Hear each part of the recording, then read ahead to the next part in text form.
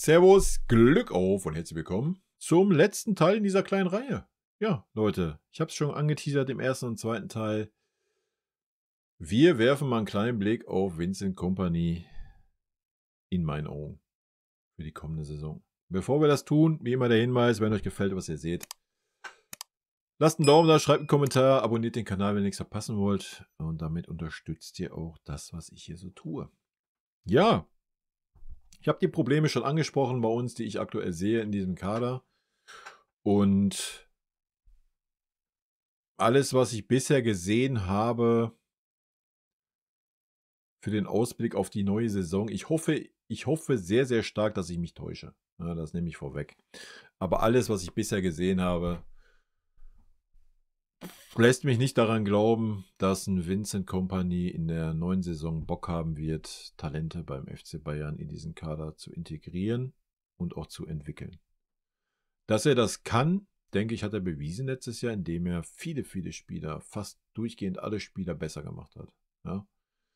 Wenn man sich aber anguckt, auf welche Spieler er gesetzt hat, dann wage ich das ein bisschen zu bezweifeln. Ja? Ich glaube, Kompany hält es ähnlich wie Thomas Tuchel und möchte mehr so den kompletten Spieler haben beim FC Bayern. Wobei man ja fairerweise sagen muss, ein Tuchel hat mehr Jugendspieler beim FC Bayern entwickelt, wie es ein Kompany getan hat. Der hat nämlich gar keine entwickelt. Er hat sie alle weggejagt. Ja? Weil Pavlovic, ja, ob es jetzt geplant war von Tuchel oder nicht, sei mal dahingestellt. Fakt ist, unter Tuchel ist ein Pavlovic rausgekommen. Fakt ist, unter Tuchel hat ein Tell auf jeden Fall Anfang der Saison funktioniert. Ja.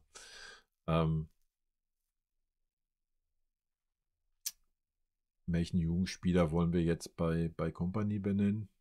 Tell wurde verliehen, weggejagt. Pavlovic, ja, am Anfang der Saison hat man an ihm festgehalten, dann war er verletzt, dann war er raus, dann ist man Goretzka nicht losgeworden und dann hat man teilweise wieder mehr auf den Leon gesetzt, anstatt auf den Pavlovic, obwohl ein Pavlovic auch fit war. Das war schon teilweise grenzwertig.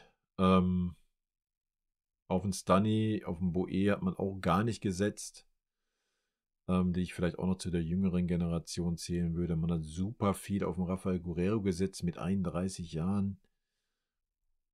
Man hat einen Adam Aznou weggeschickt, ja, obwohl er das Potenzial hatte. Das hat er gezeigt. Da braucht keiner diskutieren. Ob er das geschafft hätte, natürlich bei uns ist eine andere Geschichte, ja. Aber nochmal, wie ich es in den anderen Videos sagte, du musst es ausprobieren. Ja, er hat Alphonso Davies wieder zu einer ordentlichen Form verholfen, definitiv, ja. Aber wirklich einen neuen Spieler haben wir nicht gesehen unter Kompany. Wir haben viele, viele im Training gesehen, viele, viele in der Vorbereitung. Ansonsten nicht. Ansonsten außen vor. Ja, komplett. Ob das ein Kusi Asare ist, ob das ein Lennart Kahl ist, ob das ein David Santos und so weiter, ja, ob das ein Ibrahimovic war, ob das ein Vidovic war, den man dann sogar extra zurückgeholt hat. Die wurden alle gnadenlos ignoriert einfach von Kompany. Ja. Und ja, sorry Leute, es war jetzt nicht so, dass ein Leroy Sané überzeugt hätte oder dass ein Gnabry überzeugt hätte oder dass ein Coman jedes Spiel überzeugt hätte. Nee, haben sie nicht. Hättest du auch einfach einen Jugendspieler aufstellen können. Ne? Ist nicht passiert. Ist einfach nicht passiert. Dass man das vielleicht nicht in der Abwehr tut, zumindest in der Innenverteidigung, kann ich noch irgendwo nachvollziehen, ja. Auf der anderen Seite hat man dann aber auch ein paar Linien so gar nicht versucht zu integrieren. Ne? Ich meine, der ist 30, der ist jetzt kein Jugendspieler. Also deswegen habe ich noch leise Hoffnung, aber weiß ich nicht. Ja? Also ich glaube nicht, dass wir viel von einem Tim Bischoff sehen werden unter Kompany. Ich bin gespannt, was wir von einem Pavlovic sehen werden unter Kompany. Ich meine, Pavlovic hat den Vorteil, dass er eine andere Art zentraler Mittelfeldspieler ist, wie der Rest, der da rumdümpelt. Von daher mal abwarten. Ja, Adam Aznou werden wir wahrscheinlich nicht mehr sehen unter Kompany. Der wird wahrscheinlich den Verein noch verlassen. Wie es mit dem Sacha Boe aussieht, I don't know. Ja, sehr wahrscheinlich werden wir uns weiterhin mit Conny Daim als Rechtsverteidiger abfinden müssen. Und als Linksverteidiger dann Stunny oder was? Ich habe keine Ahnung. Stunny oder Guerrero, je nach Gegner. In der Mitte wird wieder ein Kimmich festgenagelt sein als Sechser. Das heißt, du hast dann 5 andere Spieler für eine Position. Und dass das dann Tom Bischoff wird oder sogar mal so ein David Santos, kann ich mir nicht vorstellen. Reden wir über die Zehner-Posi. Gut, da haben wir gerade keine andere Wahl, ne? Da müsstest du hast nur einen Paul Wanner im Kader, aber da denkst du ja selbst da noch drüber nach, den zu verleihen. Obwohl er eigentlich genau jetzt an der Schwelle ist, wo du ihn bringen musst in so einer Mannschaft. Ja, auf Außen, ich habe es schon gesagt, ob wir Lennart Kahl mal sehen werden und in welchem Umfang, bin ich sehr gespannt. Ja? Ich habe es in den beiden Videos gesagt, für mich müsste er der Einwechselspieler Nummer 1 sein auf dem Flügel. Kusi Asare, ja, war schon letzte Saison Teil des Profikaders. Oft genug auf der Bank gesessen, nicht eine Minute Spielzeit bekommen. Ich glaube, einmal einen Kurzeinsatz. Selbst bei 3-0, 5-0, 18-0, nicht einmal ein Heavy K nach 60 Minuten ausgewechselt und Kusi Asare reingeschmissen. Ist nicht passiert. Ja, hast du lieber einen Serge Gnabry da vorne rumdümpeln lassen, hast selbst lieber einen Guerrero als Szene aufgestellt, selbst mal einen Goretzka in die Sturmspitze gestellt und so eine Scheiße, anstatt den jungen Spielern eine Chance zu geben. Ja. Und deswegen, plus die Aussagen, die ein Kompany so getroffen hat, auf den Pressekonferenzen angesprochen, auf die jungen Spieler wie Lennart Kahl und so weiter. Ja, dass in den jungen Jahren viel passieren kann und erste Freundin und bla und Sülz und boah, das alles hat sich nicht so angehört, als wäre er diese Art Trainer, der sagt, oh geil, ich habe richtig Bock, so einen Lennart Kahl, den mache ich groß, den werde ich hier rausbringen beim FC Bayern. Schwierig. Ich habe es gesagt letzte Saison, es ist nicht hoch genug anzurechnen, was ein Kompany geschafft hat letzte Saison. Er hat es geschafft, aus diesem Haufen wieder eine Mannschaft zu machen. Er hat es geschafft, durchs Festhalten an den einzelnen Spielern, den einen oder anderen Spieler wieder an sein Leistungsmaximum zu bringen, auf Kosten der Jugend. Auf Kosten der Jugend. Ja, natürlich rein vom Leistungsniveau hättest du letzte Saison sagen müssen, ja, King, Gnabry, Gore, Leroy. Da oben könnt ihr euch schon mal euren Platz raussuchen. Auf der Tribüne, da werdet ihr die Saison verbringen. So hättest du reinstarten müssen. Ja? Dann hättest du ein Statement gesetzt. So.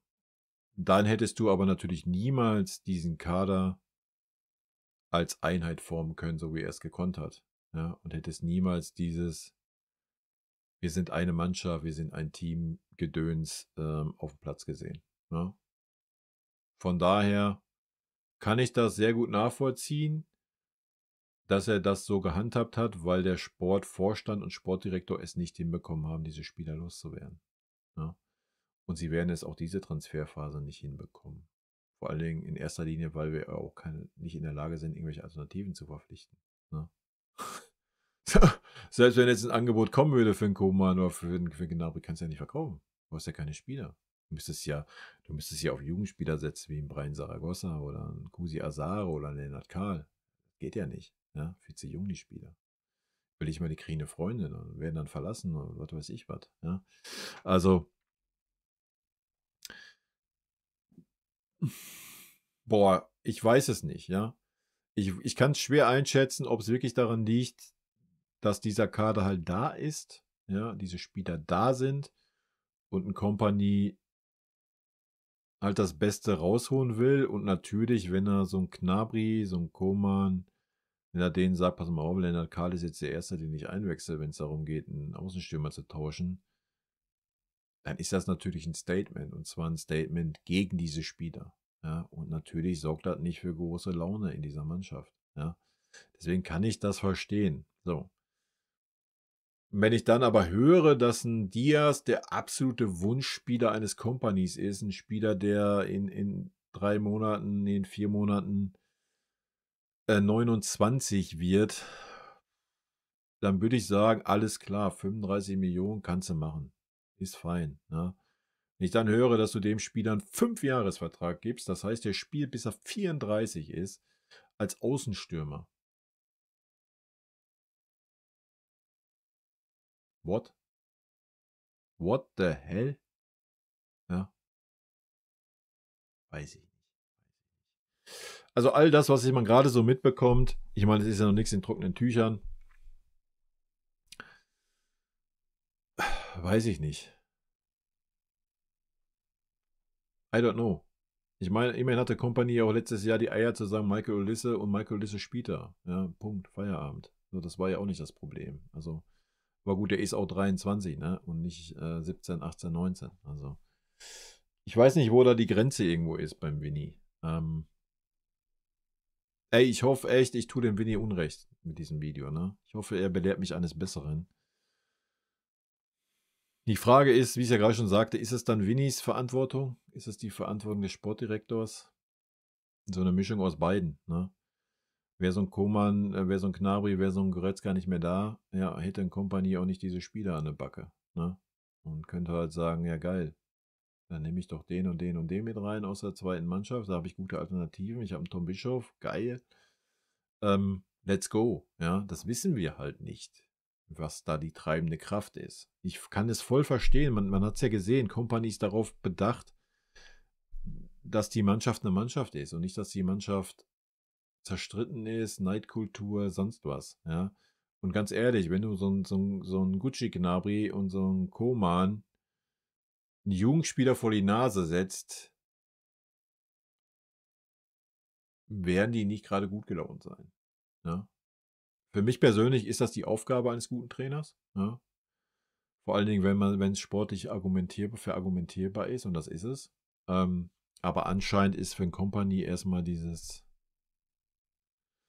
wichtiger, dieses Mannschaftsbild, Mannschaftsgefüge. Und das habe ich verstanden. In der ersten Saison habe ich das voll verstanden. Es ging darum, wie gesagt, Finale der Horm stand unter allem, was nicht geklappt hat. Bei der Club-WM habe ich schon nicht mehr ganz so verstanden. Am Ende des Tages, wenn es darum ging, zu sagen, wir wollen das Maximale erreichen wegen der Kohle, kann ich es irgendwo auch noch verstehen, dass man dann gesagt hat, nee, komm, wir gehen lieber auf die etablierten Spieler. Aber spätestens dann sollte man jetzt gerafft haben als Trainer. Ja, hat nicht geklappt. Ja, hat nicht geklappt, auf die alten Säcke arrivierten Spieler, auf Leroy Sané, einen Spieler, der schon gar nicht mehr Spieler dieses Vereins ist, zu setzen, dass die den maximalen Erfolg bringen. Ja, das sollte man dann jetzt geschnallt haben. Und deswegen denke ich, ist der Start der Saison jetzt ein sehr, sehr gutes Signal, um zu sehen, ob ein Company daraus gelernt hat, beziehungsweise welche Art Trainer er ist, ob er ein Trainer ist, der auf Talente setzt oder nicht. Ja. Das werden wir jetzt schon die kommenden Wochen sehen. Das werden wir daran sehen, ob so Adam Azno den Verein verlassen wird. Weil wenn er natürlich ein gutes Gespräch mit ihm kompaniert und Kompanie ihm sagt, pass mal auf, Adam, ich sehe dich auch als linker Verteidiger jetzt, solange ein Fonsi nicht da ist, solange kriegst du da eine Chance, dann wird er natürlich beim FC Bayern bleiben. Ja. Wenn er ihm das nicht sagen wird, wird er den Verein verlassen. Dasselbe Paul Wanner, ja, der schon gestandener Spieler ist. So wird eine Kompanie sagen, pass auf, Paul, du bist mein Zehner, weil Musiala verletzt ist, du hast so lange die Chance, dich hier zu zeigen. Ja, dann wird ein Paul Wanner das natürlich tun. Ja? Ansonsten wieder den Verein verlassen. So, und so kannst du es durchgehen. Ne? Daran werden wir das schon sehen und dann natürlich anhand den ersten 1, 2, 3 Aufstellungen, die wir sehen werden. Ne? Ich wage es leider zu bezweifeln. Ja, sieht man ja auch an der Brian Saragossa-Geschichte. Auch den hätte man mal zurückholen können. So, warum muss man den jetzt für 10 Millionen irgendwo unbedingt verkaufen? Ja? Also, dass er gewisse Qualitäten hat, zeigt er ja. Ne? Wurde sogar vor seiner Verletzung zurück in die spanische Nationalmannschaft berufen. Da bekommst du ja auch nicht umsonst rein. Also, schwierig. Ja. Punkt 2. Ich meine, ich brauche nicht vom Ubich anfangen. Ja. Also, nochmal, da muss eine Kompanie sagen, der spielt Bundesliga, Manuel Neuer spielt Pokal und Champions League. Dann hat Manuel Neuer immer noch dieses Gefühl, oh ja, ich bin wichtig, ich spiele die wichtigen Spiele und Ubich bekommt Spielpraxis. Ja. So, Punkt. So musst du den Bums machen. Nicht anders. Ja, ich bin sehr gespannt, was passieren wird. Ich weiß schon, was passiert, aber vielleicht werde ich ja überrascht. Ja. Die andere Geschichte, ein Kompanie, was auch dazu gehört, er muss es hinbekommen. Ich meine, komm, wir gehen es mal durch. Ja? Gehen wir nur mal bei den Feldspielern. Wir haben 1, 2, 3, 4, 5, 6, 7. Ich tue mal alle raus, die absolut so Tarek Buchmann, Kiala und so lasse ich mal weg. Ja? 7. Wir können es ja auch nochmal zusammen machen. Hier. Komm. Also Torhüter lassen wir mal Torhüter sein. 1, 2, 3, 4, 5, 6, 7, 8. Adam Azno würde ich dabei nehmen. 9. 10, 11, 12. Wird wahrscheinlich weggehen, aber ist noch da. 13, 14, 15, 16. Musst du dabei nehmen. 17. I don't know. 18, 19, 20, 21. 21 gerade. Wenn wir jetzt mal hier so Saragossa, Kusi Asare, selbst Paul Wanner und so weglassen, haben wir 21 potenzielle Spieler, die spielen können, müssen. Zieh meinetwegen nochmal, Azno hatte ich mitgezählt und NRK, glaube ich, zieh die nochmal ab, hast du 19.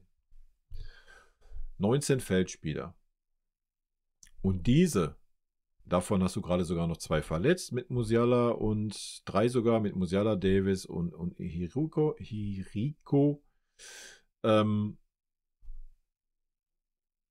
Dann musst du den Rest komplett mitnehmen. Die müssen alle spielen. Ja? Die müssen alle spielen. Punkt. Ja?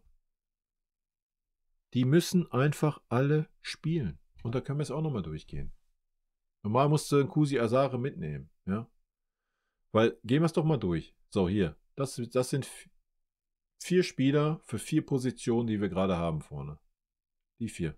Die spielen. So, was wechselst du aus da vorne? Du hast noch nicht mit was zu wechseln. Ja, du hast einen Lennart Karl, den kannst du einwechseln. Du hast einen Einwechselspieler für 4 Positionen. Aktuell, ja. Sehr wahrscheinlich wird da einer zukommen. So, ja. Dann hast du 2. Und die musst du auch wechseln. Du musst die mitnehmen, alle. Ja, zentrale Mittelfeld ist natürlich ein bisschen überbelastet, ja, keine Frage.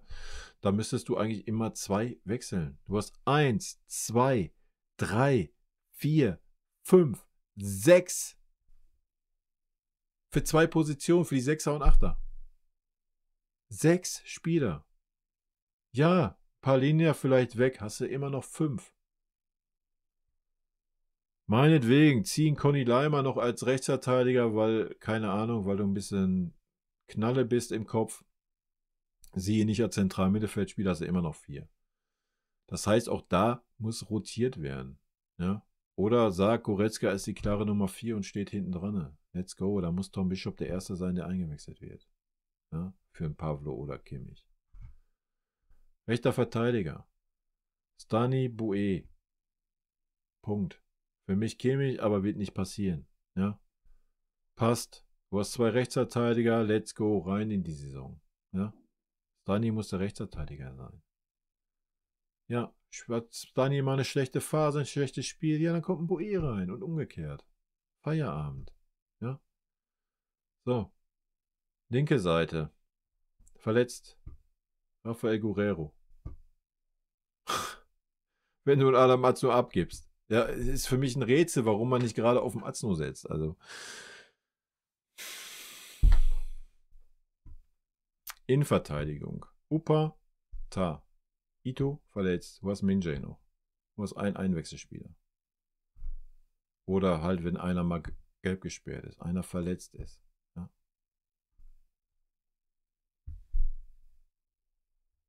Also eigentlich, wenn man sich den Kader gerade anschaut, eigentlich kommt ein Kompanie ja noch nicht mal drum herum, einen Jugendspieler einzubauen. Wenn wir ehrlich sind. Ja. Aber er wird es nicht tun. Dann wird es wieder lieber so sein, dass ein Conny Leimer links Rechtsverteidiger spielt, im Notfall mal zentrales Mittelfeld. Dann wird es darauf hinauslaufen, keine Ahnung, dass wir ohne Zehner spielen oder irgendein anderer Spieler nach vorne auf die 10 rückt oder so ein Gnabry dann vorne und wir vorne gar keinen zum Wechseln haben. Vorne dann wirklich Gnabry, Kane, Coman, Ulisse spielen. Da wird noch ein Neuzugang dabei kommen. Du wirst da keinen Saragossa sehen, der wird nicht zurückkommen. Du wirst da mit Sicherheit keinen Lennart Kahl in der Startelf sehen, von Paul Wander ganz zu schweigen.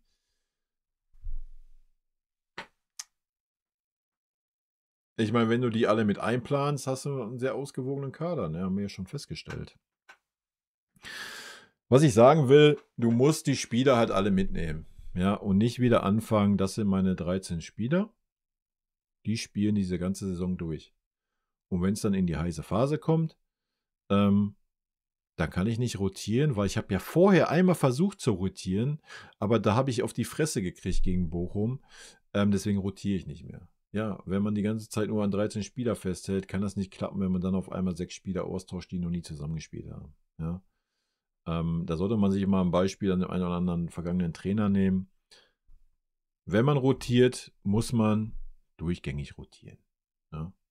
Wenn du 3 Innenverteidiger auf hohem Niveau hast, ja, dann spielen 2 Spieler das Spiel, 2 Spieler das Spiel und so weiter. Ja, wenn du Außenverteidiger auf einem hohen Niveau hast, gleichwertig wie Boe und Stani, ja, dann können die sich abwechseln. Ja. Hast du in der Zentrale Spieler auf einem hohen Niveau, ja, da muss auch mal ein Kimmich weichen. Da muss auch mal ein Kimmich draußen sitzen. Ja. So, und so weiter. Ja, du musst die ganze Mannschaft mitnehmen. Ja, es wird sehr interessant zu sehen sein. Und es wird relativ schnell sich herauskristallisieren. Ich denke, in den Freundschaftsspielen werden wir mit Sicherheit noch den einen oder anderen Jugendspieler sehen, damit man auch immer dieses Argument hat, ja, guck mal, wir gucken uns die ja schon an. So, wichtig geht es dann los, wenn die ersten Pflichtspiele anstehen. So, dann können wir das beurteilen. Und nochmal, du musst für mich nicht alle 3 Tage dieselben Spieler in der Startelf sehen. Auch nicht, wenn du eine Woche Pause hast. Ja? Selbst dann, ja, was soll das denn? Ja, dann lass doch Kimmich mal draußen. Ja, du hast halt 5 Spieler für 2 Positionen. Und dann kann es nicht sein, dass ein Spieler durchweg die ganze Saison die Position besetzt. Wenn er maßlos Weltklasse ist und diese Mannschaft ohne diesen Spieler nicht funktioniert, ey, true, 100% gehe ich mit, dann do it. Ja? Aber das ist ja nicht der Fall. Sorry, Josh. Das ist nicht der Fall. Das ist vielleicht bei Harry Kane der Fall, ja. Oder bei Michael Olise, ja. Ja, auch wenn Kimmich mal fehlt, je nachdem, kann das schon mal auffallen. Es kann aber auch sehr gut gar nicht auffallen. Ja. Warum nicht mal Pavlovic, Conny Leimer sehen? Warum nicht? Ich meine, ich fange jetzt nicht noch mit P und P an, Palinja und Pavlovic. Ich denke nicht, dass ein Palinja noch da sein wird, 1. September. Ja, wie gesagt, ich bin sehr gespannt. Ich will ihn nicht vorverurteilen, den Winnie, aber alles, was ich gerade sehe und letzte Saison gesehen habe, boah, lässt mich mit einem riesen Fragezeichen über die Birne da. Ja. So, keine Frage, das wird, wenn nicht eine Mannschaft überperformt, für die Bundesliga reichen wieder, keine Frage. In der Champions League gewinnen wir keinen Blumentopf. Ja. Weil du dann wieder dahin kommen wirst, in der heißen Phase ist unsere Mannschaft einfach müde. Ja, weil unsere Mannschaft aus 14, 15 Spielern besteht und der Rest lächelnd hinterher dackelt und eigentlich nicht wirklich sportlich ein Faktor ist. Und nur ein Faktor wird, wenn irgendwer mal verletzt ist. Ja. Und dann wirst du wieder das Pech haben, dass 2 wichtige Spieler ausfallen. Dann hast du wieder eine schöne Ausrede, wie die ganzen letzten Jahre. Oh ja, wäre der und der dabei gewesen, dann hätten wir eigentlich eine gute Mannschaft, hätten wir eigentlich einen guten Kader. Habe ich ja auch selber argumentiert. Na klar, ja, wären der und der Spieler dabei gewesen gegen Inter, wären wir sehr wahrscheinlich weitergekommen. Ja, wahrscheinlich. Aber waren sie nun mal nicht. Und da musst du dich anpassen und da musst du auch deinen Kader anpassen. Ja, und du musst mehr Spieler mit in dieses Boot nehmen. Dass diese Spieler, wenn sie reinkommen, auch merken, ey, ich bin Teil dieser Mannschaft, ich weiß, wie der Hase hoppelt und nicht ich weiß gar nicht jetzt, was ist hier los, wo bin ich, ja, wie sind meine Laufwege, ja, das hast du ja teilweise das Gefühl gehabt, so, ja, also du musst eine gute Achse haben, die haben wir über Jahre schon und natürlich gehört da auch Kimmich zu, aber nichtsdestotrotz muss es auch mal möglich sein, haben wir auch gesehen, letzte Saison, wenn Kimmich mal nicht da war, Spiel gegen Stuttgart war Goretzka und Pavlo, glaube ich, das war super stark. Es geht auch ohne diese Spieler. Ja, so. Und das müssen diese Spieler manchmal auch mal aufs Brot geschmiert bekommen. Das ist nochmal eine andere Sache. Ja. Ist Kompany dafür der richtige Trainer? I don't know, Leute. Das wird die kommende Saison zeigen. Ja, ist er der richtige Spieler, um Talente zu entwickeln? Ich denke ja. Ich glaube, das kann er. Ja, das hat man gesehen. So, er ist auch der richtige Trainer, um an Spielern festzuhalten. Ja, warum er das bei Mathys Tel nicht machen wollte, weiß ich nicht. Warum er es bei Adam Azno nicht machen wollte, weiß ich nicht. Warum er es dann bei Alphonso Davies getan hat auf der anderen Seite, warum er es dann bei Upa getan hat und so weiter, ich weiß es nicht. Ich weiß nicht, was die Kriterien sind für Kompanie. Ja? I don't know. Aktuell macht sie den Anschein, dass es die Erfahrung halt ist. Ja, so ein Taylor hat noch nicht viel Erfahrung gehabt. Dann hat man lieber gesagt, nee, investiere ich keine Zeit. Das ist bei Adam Azno. Ja. Man lieber gesagt, ja, Alphonso Davies, ja, der ist jung, aber er hat schon super viel Erfahrung gesammelt bei FC Bayern, was ja auch richtig ist. Da investiere ich meine Zeit, das macht für mich Sinn. Ja. Finde ich ein bisschen schwierig, aber wenn das seine Art ist und das zeigt ja gerade, wenn man den Glauben schenken darf, was man so liest, dass Diaz der Wunschspieler des Trainers ist, dann denke ich, zeigt das ja klar, auf welche Art Spieler dieser Trainer Wert legt beim FC Bayern. Ja. Und dann, wenn dem so ist, dann werden wir Probleme bekommen in der nächsten Saison. Ja. Es sei denn, der Kader ändert sich noch massiv. Das wissen wir natürlich noch nicht. Ne? Das ist die Prognose zum jetzigen Zeitpunkt. Ich kann es ganz schwer einschätzen. Also. Wild. Wird auf jeden Fall wieder eine interessante Saison, ja. Und wir werden nicht mehr, oder ich persönlich werde nicht mehr in Company mit allen Facetten schützen, wie ich es letzte Saison getan habe. Wie gesagt, ich kann das letzte Saison voll verstehen, dass da alles unter dem Druck war. Oh, Finale der Horm, wir haben es gehört auf der Jahreshauptversammlung von Chrissy. Das war halt das große Überschild, ja. Dass da in Company nicht die Eier hatte zu sagen, oh komm, scheiß mal auf Leroy, scheiß mal auf Serge, scheiß mal auf Leon, ich hau da jetzt irgendwelche jungen Talente rein, von denen ich überzeugt bin, kann ich verstehen. Ne? Bei der Club-WM im Nachgang, ja, wenn die Vorgabe des Vereins war, wir müssen da so viele Millionen rausziehen, wie wir irgendwie können, damit wir uns Transfers leisten können, kann ich das auch nachvollziehen, dass man da als Trainer sagt, ja, oh, alles klar, dann setze ich auf die arrivierten Spieler, ja, um kein Risiko einzugehen, um mir nichts vorwerfen lassen zu können. Aber dann hat er spätestens jetzt auch geschnallt, dass es mit den Spielern halt nicht reicht. Ne? So, und vielleicht will er deswegen unbedingt einen Diaz haben, weil er einen Koman und Gnabry auf der Seite auch nicht mehr sehen kann. Ja, I don't know. Es wird interessant. Ich freue mich auf jeden Fall auf die Saison. Ich mag ihn wenig. Ich denke auch, dass er ein guter Trainer ist, auch dass er richtige Trainer ist. Und das ist eigentlich super wichtig, dass wir endlich mal Kontinuität auf dieser Position kriegen im Verein. Aber es ist gleichzeitig genauso wichtig, dass wir mehr aus den Möglichkeiten schöpfen, die wir haben, was Talente anbelangt. Ja. Das kriegen wir, nochmal, wir haben das unter Tuchel besser hingekriegt als unter Kompany. Das sagt schon alles. Und da war das eine Farce. Ja. Also, das muss ein Kompany jetzt in der zweiten Saison besser hinbekommen. Auch im Hinblick mit Lennart Kahl, dass der Vertrag ausläuft. Im Hinblick, dass ein Paul Wanner da ist. Ja, da müsste er sich eigentlich für stark machen, dass der nicht verliehen wird. Ja, müsste sich mit dem da hinsetzen, den überzeugen. Nochmal, Musiala ist verletzt. Welche Alternativen hast du auf der 10er-Position? Willst du jetzt da einen Spieler extra kaufen oder was? Ja, wenn du so eine Kanone wie ein Paul Wanner da hast. Ja, ob er es dann packt oder nicht, ja, natürlich, das wissen wir nicht, Leute. Aber wir müssen es doch ausprobieren. Probier's doch aus in der Hinrunde. Ja? Probier's doch einfach aus. Und jetzt mal ganz ehrlich, und nochmal ganz kurz abzuschweifen von dem Winnie-Thema. Gehen wir mal hin zum Woldemade-Transfer. Wenn der VfB Stuttgart da gerade so ein Wichser ist, was man verstehen kann, ja, dass die maximale Ablöse da rauskitzeln wollen, ja, dann sag doch einfach, ja, drauf geschissen. Wir gehen mit dem Paul Wanner auf der 10er-Posi in diese Saison. Wir haben Kusi Asara als Ersatzstürmer für den Harry Kane. Wir verpflichten links außen, ja, dann ist es ein Diaz, wegen mir drauf geschissen. Dann hast du immer noch mal einen Michael, den du in die Mitte ziehen kannst, wenn es ein Paul Wanner nicht knallt. Kannst einen von den beiden, Knabrys oder Commands, auf die rechte Seite stellen, alles ist fein. Ja, und dann sagst du dem VfB Stuttgart, ja, dann werd glücklich mit dem Woldemade. Und wenn der Woldemade dann da ein halbes Jahr spielt, also wenn er keine Lust hat, dann kannst du in der Winterpause auch nochmal anfragen. Ja, dann kannst du mal sagen, ja, ja, wie sieht's aus? Wollt ihr jetzt die 50 Mille oder wollt ihr sie nicht haben? Also, ja, natürlich dann auch kein feiner Move, aber so ist das Geschäft mittlerweile, ja. Und wenn der VfB Stuttgart versucht, uns da nackt zu machen, dann muss man den Spieß auch mal umdrehen, Alter. Ne? Aber nee, das tun wir ja dann auch wieder nicht. Ne? Nur ein kleiner Exkurs. Ich bin durch, ich habe fertig, das ist meine Meinung. Meine Meinung ist, dass ich keine Meinung habe ungefähr. Meine Prognose ist allerdings, dass ich nicht glaube, dass ein Company alles, was ich bisher so gesehen habe, ich meine, vielleicht ist er wirklich wach geworden jetzt durch die Club-WM. Ja? Wie wir da halt ausgeschieden sind, mit welcher Art Spieler. Aber das wird der Start der Saison zeigen. Ja.